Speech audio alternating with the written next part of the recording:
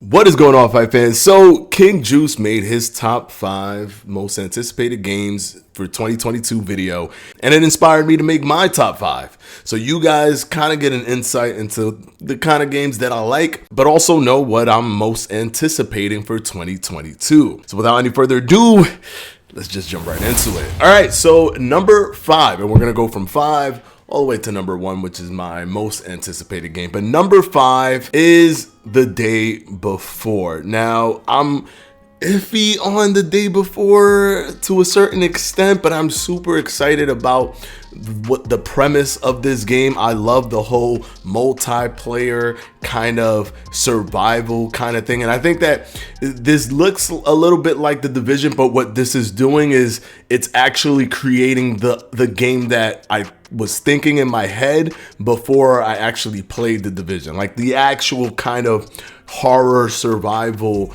kind of free roaming true experience that I'm looking for. It looks like The Day Before is trying to deliver that with the way you can drive the vehicles and how you can loot places and the online multiplayer, how that's being connected to the way you're playing this story.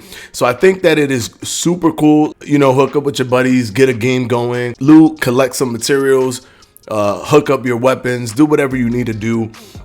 But it just gives me that engaging feeling and that kind of feeling that I've always wanted in a survival horror type game. For example, they've stated that you will have to put gas in your car. So you have to go to gas stations and fill up either canisters or just pump the gas directly. It's just all of those little touches just makes this game exactly what I've always wanted in a zombie apocalypse type game. Now let's go ahead and move on to number 4. Number 4 is Suicide Squad Kill the Justice League. Now, it doesn't matter to me.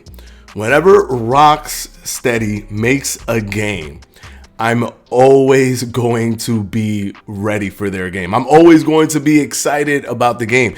As a matter of fact, I don't know much about the Suicide Squad. I do know from the movies and stuff of that nature, but I'm not a comic book heavy person. I only know the main characters of things, you know, the Batmans, the Supermans, the Spider-Mans. But I do know one thing: Rocksteady makes bangers, and I know that this game is just going to be a fun experience. Even if I don't know the lore or I'm not so caught up on the lore, I know that I'm going to have a fun time with Suicide Squad Kill the Justice League. Everything I've seen is just fantastic. All the shooting, the way the traversal is looking, just the whole thing looks super engaging and super fun.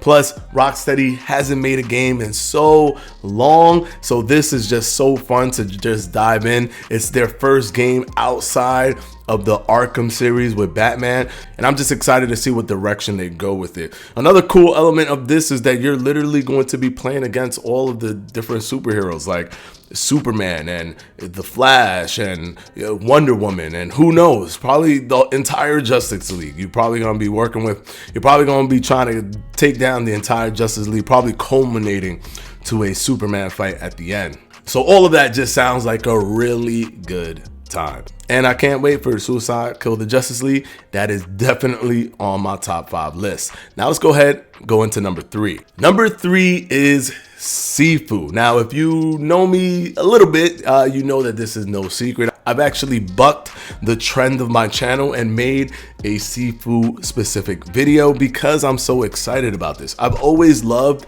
that old school 90s into early 2000s martial arts movies, especially the Jackie Chan movies. They've always been very frenetic and very visually pleasing and fun to watch, but I never felt that was ever replicated in a game ever. Like, they've tried to do it with Sleeping Dogs, they've tried to do it with the Jet Li game, but it just never felt that way. It never had that feeling of just like this free flow combat where you're using environments, you're moving around, you're connecting your combos between all your different enemies.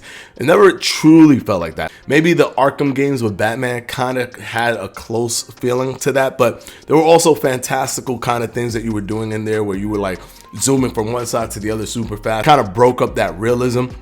But here in SIFU, I feel like they finally captured that. So I would be remiss to not grab a game like SIFU and start playing it when they finally made the martial arts game that I've always been looking for. So SIFU goes without saying. I mean, the concepts, the premise is awesome. You don't really die and have to restart. You just get older and you wake up at an older state, and now you have to fight and you just keep getting older and older. You're losing power in your attacks, but you're gaining different abilities and skills. It's just a very smart concept, and I just can't wait to play SIFU when it drops. Already pre-ordered, so I'm ready to go. Now, number 2 is gonna be mad weird for people because it's not really a new game, but I've been so gripped by this series, and it is Hitman Year 2, specifically Freelancer. Now, Freelancer, I believe, is coming out in March, but this is everything that I've ever wanted to do in a Hitman game. And the funny thing is, I got into Hitman literally like November of 2020. Like, that's when I got into Hitman. 2 months before Hitman 3 came out, I started playing Hitman 1, Hitman 2, and I couldn't get enough. Just the whole, here's a guy, you gotta assassinate him, and you could do it however you want. Here's your sandbox. Figure it out. You want to knock this guy out and put his disguise on. You want to put something in his drink so that he has to go to the bathroom while you hide him behind a door. And then once he goes through there, you start choking him with the wire. You could do whatever you want. And the replayability is just so much fun because you can figure out how many different ways you can take somebody out. But with Freelancer, it elevates the replayability to another planet, because now you have your own mansion, and that's your hub basically, where you change clothes, you get your weapons, you put everything together, you can hook it up, get cars, hook up your garage, do whatever you want, get ready for your mission, and then go off on your mission. And you pick how you do the missions, and they're always going to be random. You're never going to know who is the person that you're trying to assassinate, but you're looking for clues throughout all these different randomly generated missions. As you customize which mission you want to go on, however you want to do it, it culminates on the final mission. You get to assassinate the main target, and you get to do it over and over and over again, and it's never the same thing. I think that is just mind-blowing and has pushed this game to like my number 2, like 100%. All right, so before we get into number 1, I just want to do some honorable mentions. These are games that didn't make the list, but they're like from 6 down basically, and not in any particular order, but these are games that I am anticipating. The first one is Sonic Frontiers, because it's Sonic in a free roam situation. I've wanted this since I was a child. And yeah, I'm sorry if you tell me that you're finally giving me a free roam open world Sonic game where I could run super fast across the whole world and it doesn't matter. Yes, I am super interested in this game, and I can't wait till it comes out. I'm definitely getting Sonic Frontiers. The next one is Gotham Knights, made by WB Games, or the other people that make the other Arkham games.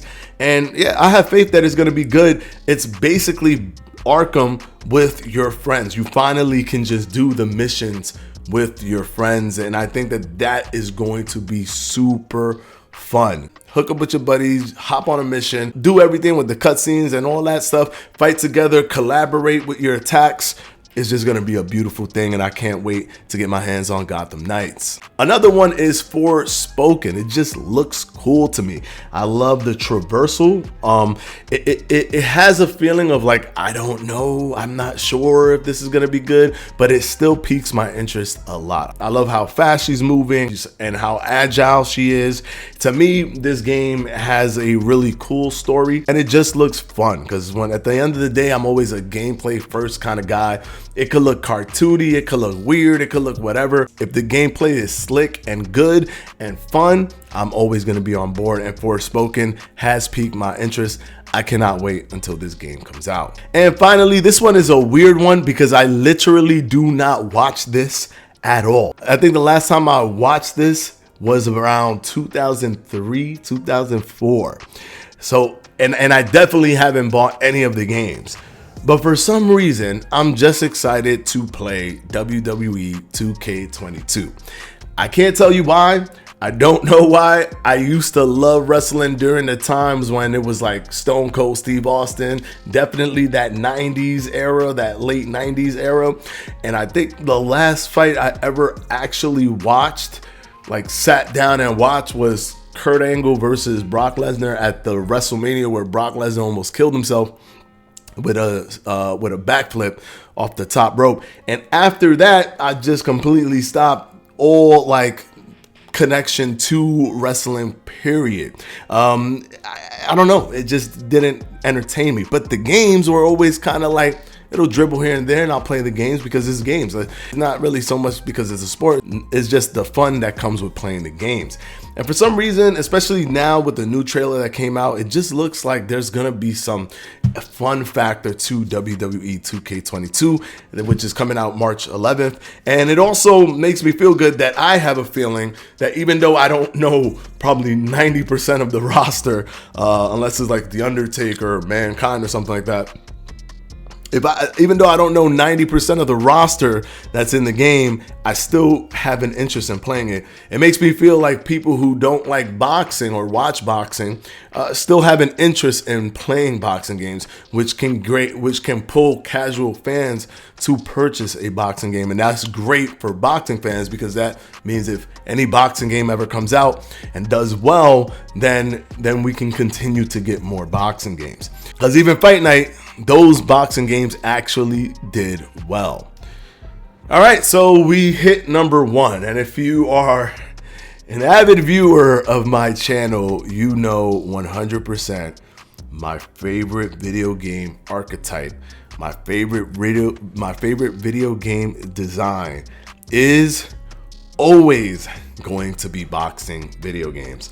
And even though there's a lot of conspiracy theories out there, or people that believe one thing or people that believe other things, and we don't really have anything concrete, which is fair to say, I still believe that this game will come out in 2022. And my most anticipated game of 2022 is Esports Boxing Club. This is the game that I've waited for 11 years. And there's no other game that I can say that for.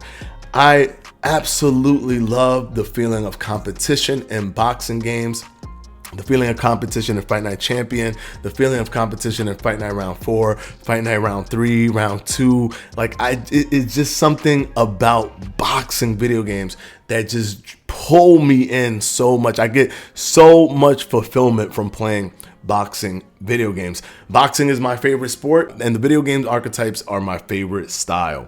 Esports Boxing Club looks incredibly promising with the multi-directional blocking, with the punching while blocking, with the multiple footwork where you can switch between being more plotted and moving into a more loose footwork style, feinting, so the clinch system that we haven't seen yet, but we know that it's a full-blown system. So obviously there's some layers to it. So it's just all around something super special, and basically just the game that I want more than any other game. I'll play everything else that I've even mentioned. To me is just a buffer between me playing Esports Boxing Club. So those are my top 5. I want to know what your top 5 are, though. If you could put it down in the comment section below, that'll just be super fun for me to read. I love knowing what you guys think. So I want to see what other people like. And maybe I might say a game that I don't even know about, and I'll check it out and see it. And that might be something that enters my top 5. But for right now, this is my list. And of course, until the next one, see you guys.